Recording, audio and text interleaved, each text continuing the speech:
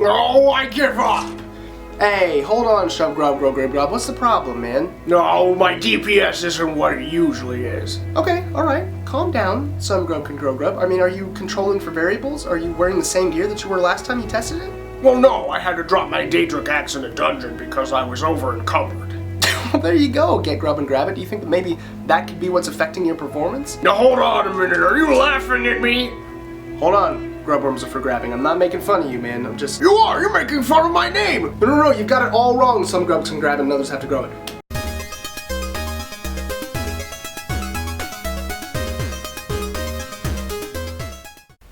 What up, and well met.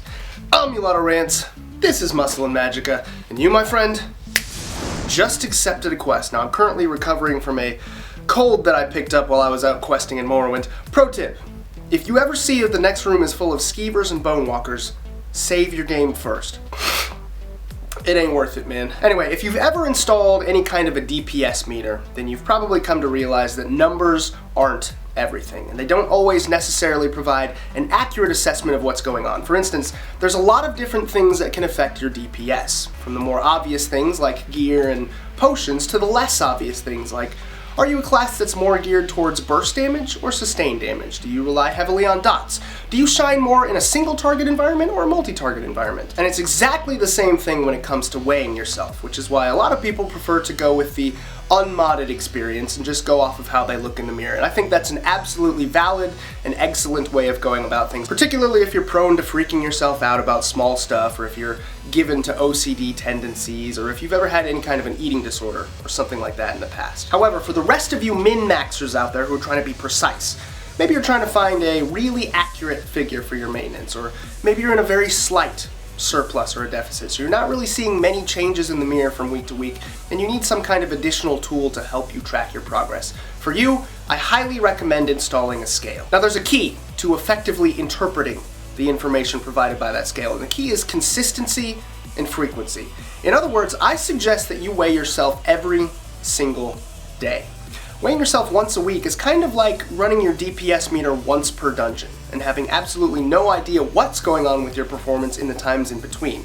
And just like DPS, there are a number of things that can affect the number that shows up on that scale. How many calories did you eat yesterday? Particularly, how many carbs did you eat? And of those carbs, what percentage of them were fiber compared to usual?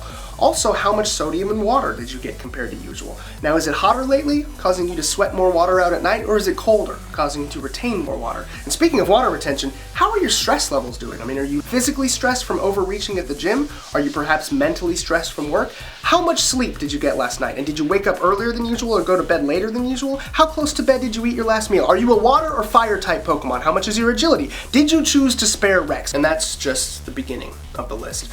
Weighing yourself every day allows you to take those daily weigh-ins and compare them with the various variables that may have occurred the day before, and it really helps you to learn a lot more about how the things that you do and eat affect your body and your body weight and your water retention. It also gives you access to a much larger picture so that you can assess the greater trends over time. And it prevents you from putting yourself in a situation where you're weighing yourself once a week, and maybe one week it happens on a low day, and then the next week it happens on a high day. So you, of course, misinterpret that information to say that you're gaining weight, when in fact you're still in a caloric deficit.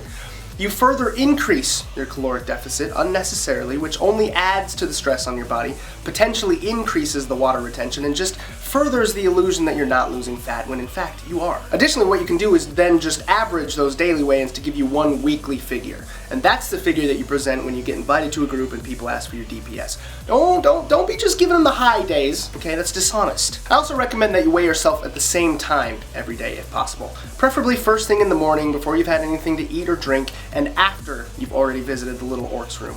That way you control for as many variables as possible, so to speak.